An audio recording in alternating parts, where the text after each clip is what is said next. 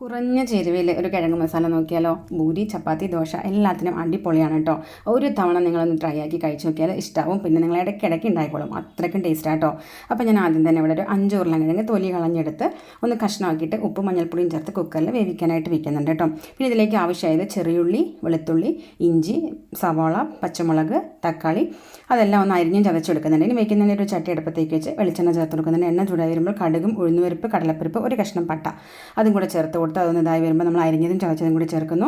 അതിലേക്ക് ഉപ്പും മഞ്ഞൾപ്പൊടിയും കൂടി ചേർത്ത് നന്നായിട്ടൊന്ന് വഴറ്റിയിട്ട് അടച്ചു വെച്ച് കൊടുക്കുന്നു. ഈ സമയം കൊണ്ട് നമ്മൾ 3 ടീസ്പൂൺ പൊരികടലയും 1 ടീസ്പൂൺ വലിയ ജീരകം കൂടി ഒന്ന് വെള്ളം ചേർത്ത് നന്നായിട്ട് അരച്ചെടുക്കുന്നു. ഇനി വഴണ്ട് വന്ന ഉള്ളിയിലേക്ക് നമ്മൾ നേരത്തെ വേവിച്ച കിഴങ്ങൊന്ന് ഉടച്ച് ചേർത്ത് കൊടുക്കുന്നുണ്ട്.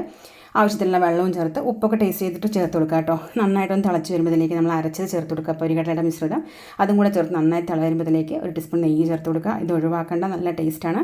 അപ്പോൾ നമ്മുടെ അടിപൊളി കിഴങ്ങ് മസാല ഇവിടെ റെഡിയാണ്. എല്ലാവരും ട്രൈ ആക്കുക. Okay, by.